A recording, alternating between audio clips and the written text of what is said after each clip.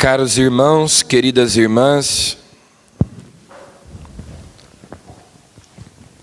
no Evangelho de hoje, Jesus nos fala sobre o duplo mandamento do amor a Deus e ao próximo. É impossível amar a Deus sem amar o próximo. E é impossível amar o próximo sem amar a Deus. Essas duas realidades estão unidas, inseparavelmente unidas, de modo que o verdadeiro amor a Deus implica em amar o próximo, e o verdadeiro amor ao próximo implica em amar a Deus. O nosso próximo é imagem e semelhança de Deus. Então nele nós amamos a Deus. Esse mestre da lei se aproxima de Jesus e pergunta qual é o primeiro, qual é o maior de todos os mandamentos. Os fariseus contavam 613 leis. Além dos 10 mandamentos, a lei de Moisés com o tempo foi crescendo, foi aumentando. Os judeus tinham, e têm ainda hoje, a Torá escrita e a Torá oral. Então, aos mandamentos e aqueles preceitos que nós encontramos no Pentateuco, havia interpretações, comentários, aplicações práticas. E no tempo de Jesus, então, os fariseus contavam 613 leis que deviam ser observadas, normas, prescrições. Afinal de contas, de todas essas leis, qual era a maior, a mais importante? O primeiro de todos os mandamentos. Essa é a pergunta que esse mestre da lei faz a Jesus, e Jesus no final até o elogia. Tu não estás longe do reino de Deus. São Marcos diz que Jesus viu que ele tinha respondido com inteligência.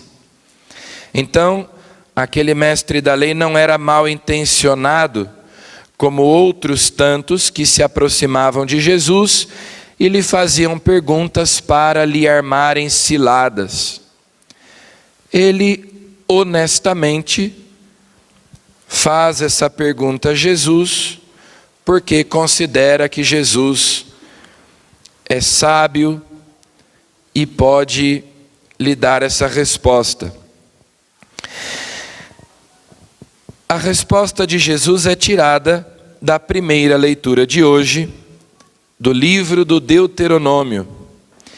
É o Shema, essa oração que os judeus até hoje fazem todos os dias, 3 vezes ao dia. Shema Israel, Adonai Elohenu, Adonai Echad. Escuta, Israel, um é o Senhor. O Senhor nosso Deus é o único Senhor. Os judeus todos os dias, 3 vezes ao dia, rezam essa oração, que é uma profissão de fé no único Deus verdadeiro e a lembrança do primeiro mandamento da lei de Deus, que é amar a Deus sobre todas as coisas, como nós dizemos na nossa catequese. Amar a Deus com todo o nosso coração, com toda a nossa alma, com todas as nossas forças. Jesus cita esse mandamento, esse preceito, tal como ele aparece aí no livro do Deuteronômio. Os mandamentos, isso é uma coisa importante. Os mandamentos, eles aparecem na ordem da sua importância. Então, Primeiro mandamento: amar a Deus sobre todas as coisas. Depois, não tomar seu santo nome em vão. Guardar domingos e dias santos. Honrar pai e mãe. Não matar. Não pecar contra a castidade. Não roubar. Não levantar falso testemunho. Não desejar a mulher do próximo. Não cobiçar as coisas alheias. Esses mandamentos estão em ordem de importância. Então, por exemplo, honrar pai e mãe está antes de não matar, porque se você matar o seu pai ou a sua mãe, o pecado é mais grave do que matar outra pessoa qualquer.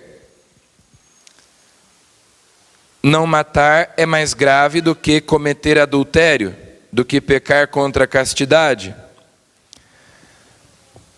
Pecar contra a castidade é mais grave do que não roubar, porque quem rouba, quem peca contra a castidade, rouba a pureza, a inocência da outra pessoa, e assim por diante. Então, os mandamentos aparecem por ordem de importância, digamos assim. E Jesus cita então o Deuteronômio, que nós lemos na primeira leitura, e que diz assim: observando durante toda a vida todas as suas leis e os seus mandamentos que te prescrevo, a fim de que prolonguem os teus dias. Cuida de os pôr em prática para seres feliz e te multiplicares sempre mais. Então, aqui existe algo importante. Para que Deus nos dá mandamentos? Para que Deus nos dá preceitos, leis? Os mandamentos de Deus não são um fardo pesado que Ele põe sobre as nossas costas por capricho. Os mandamentos de Deus são, como diz a primeira leitura, para nós sermos felizes. É o que Deus diz. Cuida de pôr em prática essas leis, esses mandamentos que hoje te prescrevo, para seres felizes. Os mandamentos de Deus não limitam a nossa liberdade.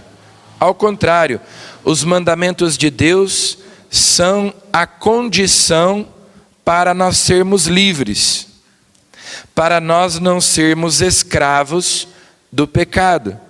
Então, os mandamentos de Deus são o caminho que nós devemos trilhar para encontrarmos a felicidade e a felicidade eterna, a salvação, para nós alcançarmos o reino dos céus. Mas, então, Jesus no Evangelho nos lembra que toda a lei e os profetas consiste em amar a Deus de todo o nosso coração, amar a Deus sobre todas as coisas e amar o nosso próximo por amor a Deus. Quem ama, cumpriu a lei. A lei nos foi dada porque nós não sabemos amar. Nós precisamos de leis porque nós não sabemos amar. E nós viemos a este mundo para aprender a amar, para dilatar o nosso coração. Quem ama não precisa de mandamentos. Quem ama não precisa da lei. Santo Agostinho dizia: ama e faze o que quiseres. Porque se nós amássemos a Deus de verdade, nós não pecaríamos. Nós faríamos sempre e em tudo a vontade de Deus. Nós nunca faríamos nada que é contrário à vontade de Deus. Se nós amássemos o nosso próximo, então nós honraríamos o nosso pai, a nossa mãe, nós não odiaríamos, não pecaríamos contra a castidade, não mataríamos, não roubaríamos, não levantaríamos falso testemunho. Enfim, quem ama, cumpriu perfeitamente aquilo que estabelece a lei.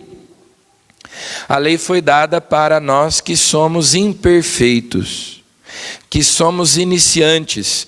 Os santos, depois de alcançarem certo grau de santidade, já não precisavam de leis, de mandamentos, porque amavam a Deus. E, portanto, já não havia nenhum afeto que os prendia ao pecado. Ao contrário, eles tinham aversão ao pecado, repulsa ao pecado. Muitas vezes nós fazemos o que é certo, não porque estamos convencidos de que é certo, mas porque existe a lei que diz que nós não podemos fazer aquilo, porque aquilo é mal, porque aquilo é pecado, e nós tememos o castigo. Mas no fundo nós pensamos assim: como seria bom se aquilo não fosse pecado, porque afinal de contas aquilo é tão gostoso. É o afeto que nos prende ao pecado. Então, a pessoa talvez não comete pecados mortais, mas no fundo, ela gostaria de poder cometê-los. E se não houvesse uma lei que impõe de fora a obrigação de não cometer aqueles atos, talvez nós os cometeríamos. A lei existe por causa da nossa imperfeição, porque o nosso amor, o nosso modo de amar é imperfeito. Se nós amássemos, nós cumpriríamos a lei. E cumprir a lei não seria um fardo, não seria algo pesado, seria leve. O amor é exigente, o amor tem as suas exigências. Mas uma vez que se ama, então todas as outras coisas se tornam leves, fáceis. Por isso tudo está resumido aí. Na verdade, o amor a Deus e ao próximo são uma coisa só. Ama o teu próximo como a ti mesmo. E Jesus ainda nos dá um novo mandamento: amai-vos como eu vos amei, porque o nosso amor próprio, devido ao pecado, se tornou egoísmo. Nós temos um amor próprio autodestrutivo. Então ele diz: amai-vos uns aos outros como eu vos amei. O critério é Jesus. A nossa religião tem como símbolo mais importante a cruz. E daí nós aprendemos que a cruz tem duas hastes: a haste vertical e a haste horizontal. A haste vertical da cruz simboliza o amor a Deus. A haste vertical é aquela que está plantada na terra e se eleva na direção do céu. O amor de Deus por nós, que nos torna capazes de amá-lo. E depois, a haste horizontal está apoiada na haste vertical. O amor ao próximo. Abraçar o próximo por amor a Deus. Só quem ama verdadeiramente a Deus é capaz de amar verdadeiramente o próximo. E daí nós aprendemos com Jesus, na parábola do bom samaritano, que o meu próximo é aquele de quem eu me aproximo. São as pessoas que eu decido amar. Deus é próximo de mim porque Ele se aproximou de mim. Ele me amou e se entregou por mim. E eu, por amor a Deus que me amou, me aproximo também das pessoas, tomo a iniciativa de amá-las, de servi-las, de dar a vida por elas, por amor a Deus. Quando se ama o próximo por amor a Deus, então nós amamos com um amor sobrenatural. Um amor mais perfeito, mais verdadeiro. Então, não tem como separar essas duas coisas: o amor a Deus, o amor ao próximo. Quem ama, cumpriu a lei, fez a vontade de Deus. Quem ama, nem precisa de lei. O amor lança fora todo temor, como diz São João. Eu não preciso que me digam que se eu não fizer isso, ou se eu fizer aquilo, eu serei castigado. Mas eu faço aquilo porque é bom, eu evito aquilo porque é mal. Por amor a Deus e ao próximo. No dia do nosso batismo, nós recebemos as virtudes teologais: a fé, a esperança e a caridade. A caridade é o amor de Deus derramado nos nossos corações. Então Deus nos dá a capacidade de amar com um amor sobrenatural, com um amor divino. Nós queremos hoje pedir a Jesus que dilate o nosso coração, que derrame uma vez mais e sempre o seu amor no nosso coração, já que nós estamos neste mundo para aprender a amar, para nós fazermos a vontade de Deus, que Ele nos ajude, para nós amarmos a Deus em primeiro lugar, em tudo e acima de tudo, e aprendermos também a amar a Deus no nosso próximo, nos nossos irmãos, nos nossos semelhantes, aqueles que são iguais a nós, mas que são também imagem e semelhança de Deus. Então neles nós amamos concretamente a Deus. Ele hoje possa aumentar em nós a chama da caridade, do amor, que nós já recebemos no dia do nosso batismo, essa capacidade de amar, mas nós vamos alimentando o fogo desse amor. O fogo tem que ser alimentado, né? A gente precisa colocar combustível, lenha no fogo.